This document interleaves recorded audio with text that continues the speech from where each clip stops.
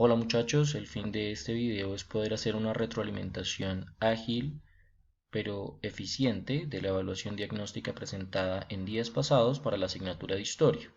El procedimiento es presentar en pantalla la pregunta, presentar la opción correcta y posteriormente dirigirse a la bitácora de retroalimentación usualmente utilizada con el fin de diligenciar los datos allí contenidos en el orden de ámbito de las ciencias sociales evaluado, competencia y justificación de la opción correcta mediante un comentario argumentativo y o explicativo.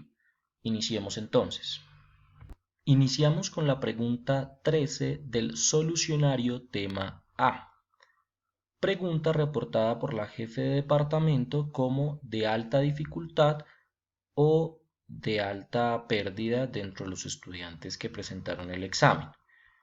Vamos a leer el enunciado que dice que, teniendo en cuenta el contexto y los principales acontecimientos de los periodos de la convención y del directorio, una de las siguientes afirmaciones es incorrecta.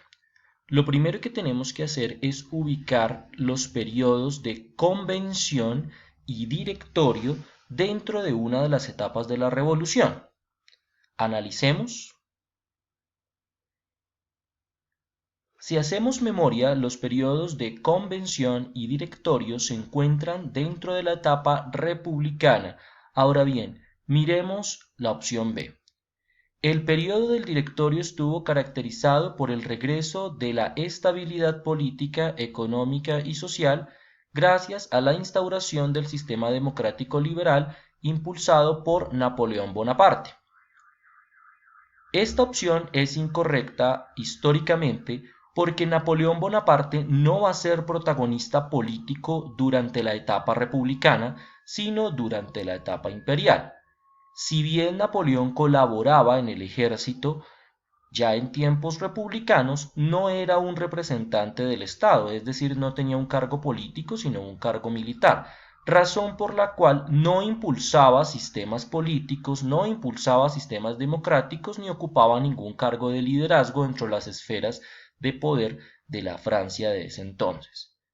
Para hacer una comprobación con alguna otra de las opciones de respuesta, analicemos la D. Las reformas durante la Convención generaron un régimen dictatorial que recortó las libertades y puso en peligro el Estado liberal que aspiraba la burguesía. Esta sí es una afirmación correcta, teniendo en cuenta que el régimen del terror impulsado por Maximilien Robespierre en tiempos de república se puede considerar como una dictadura liberal, en la cual todo aquel que no fuera revolucionario iba a ser sometido a la guillotina. De esta manera comprobamos que la opción D sí es una afirmación correcta dentro del periodo republicano, en donde, a pesar de haber logrado un Estado liberal, se generó una dictadura revolucionaria. Bien, ahora nos encontramos en el solucionario tema B, en donde la pregunta número 20 presentó gran dificultad según el informe entregado por la jefe de departamento. Vamos a revisar enunciado. Dice que la Revolución Francesa fue un proceso social y político que se desarrolló en Francia entre 1789 y 1799, cuyas principales consecuencias fueron la abolición de la monarquía absoluta y la proclamación de la República. Lo anterior significa que la Revolución Francesa, analicemos lo que nos pregunta el enunciado. ¿Cuál es el significado de la Revolución Francesa? ¿Es instaurar un sistema democrático moderno? Esa es la respuesta correcta. Revisemos. Defender la existencia de derechos restringidos a los súbditos.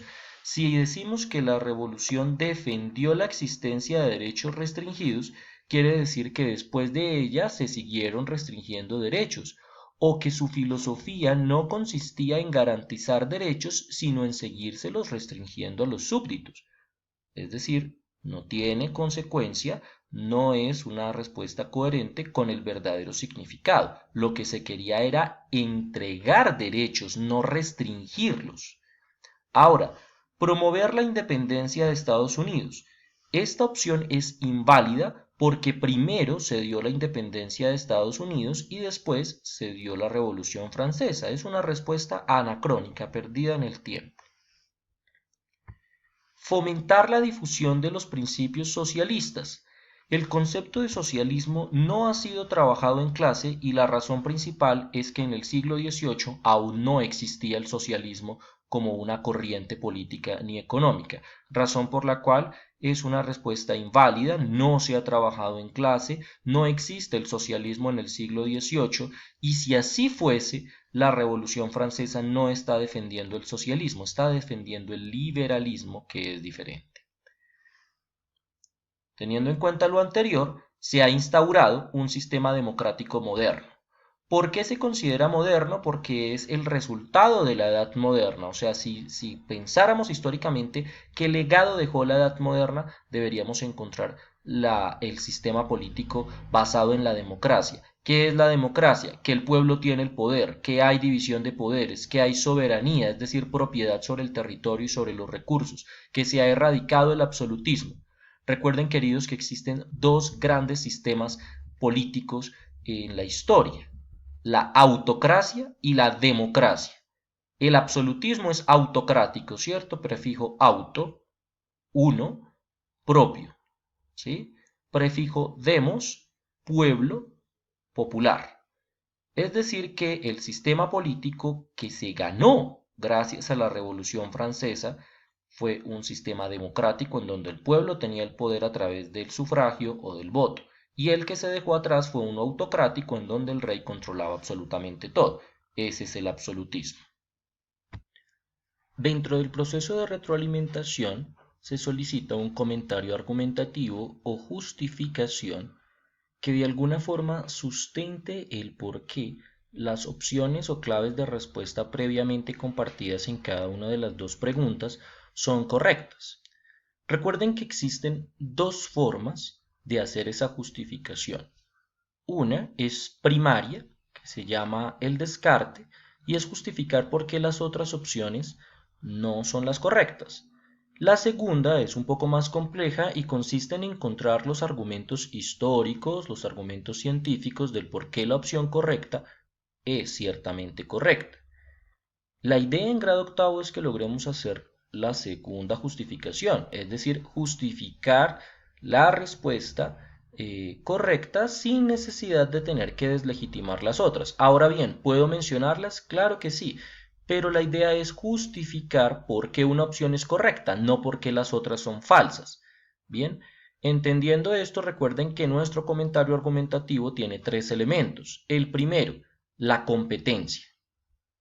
Si la respuesta se encuentra dentro del enunciado de forma explícita, estaremos hablando de interpretación literal. Si la pregunta me está indagando acerca del significado de una palabra o concepto o frase dentro del tema que se está tratando, será interpretación gramatical. Por otro lado, si la pregunta me está pidiendo que utilice mis conocimientos para encontrar la respuesta apoyándome de un enunciado, la respuesta será inferencial. Si debo lanzar esa hipótesis, si debo decir qué ocurrió de una forma más histórica, más puntual, será una pregunta inferencial, repito. Ahora bien, si me piden el argumento del por qué algo sucedió históricamente, estaremos hablando de una competencia argumentativa, es decir, que dentro de las opciones se hallen argumentos y yo tenga que escoger el mejor para justificar alguna afirmación hecha en el enunciado. Finalmente, la competencia propositiva, que me pone en contexto propio o del tema algún problema que yo deba resolver utilizando lo que sé. La clave de esta retroalimentación es que ambas preguntas son interpretativas. Ya le corresponde a usted en su proceso identificar cuál de los tres componentes interpretativos se está trabajando. Segundo elemento del comentario argumentativo, el ámbito de las ciencias sociales. Es un hecho que por estar trabajando la Revolución Francesa, la mayoría de las preguntas o todas ellas corresponden a un ámbito histórico. Sin embargo, ese ámbito histórico puede estar complementado por otros 5 ámbitos: el social, el político, el económico, el cultural o el geográfico. Dentro de su análisis debe revisar, por ejemplo, si el ámbito fuera político, ¿qué se está trabajando en torno al poder? Si fuera económico, ¿qué se está trabajando en torno a la tierra, al trabajo, al dinero? Si fuera social, ¿qué se está trabajando en torno a la gente, a su cotidianidad, a sus vivencias, a la división clasal o estamental de la sociedad?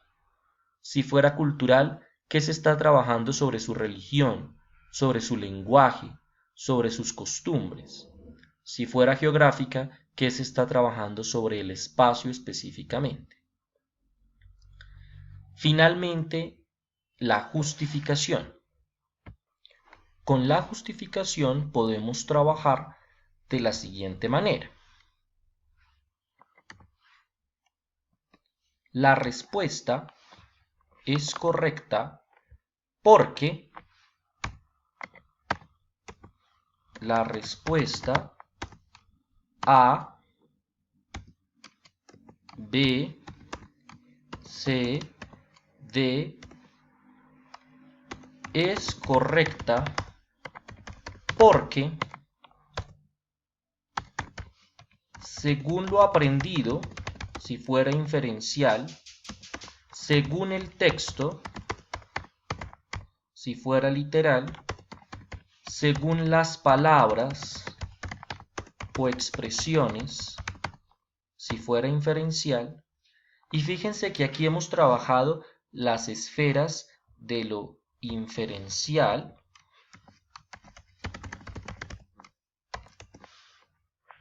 de lo literal y de lo gramatical. Todas ellas pertenecientes a la competencia interpretativa. Entonces, repito, si la respuesta se hallara dentro del texto, la respuesta o competencia, tendería a ser literal. Ahora bien, si yo tuviese que utilizar lo aprendido, es decir, un conocimiento histórico complementado con el texto, la respuesta sería inferencial. ¿Cómo conectar las ideas? De esta forma. La respuesta, puede usted pasar de manera literal lo que dice la opción, es correcta porque, según lo aprendido en el proceso de clase, Napoleón XYZ. Según lo aprendido en el proceso de clase, el periodo republicano consistió en XYZ. Y así estaríamos haciendo una justificación basada en argumentar por qué la opción es correcta y no por qué las otras no lo son.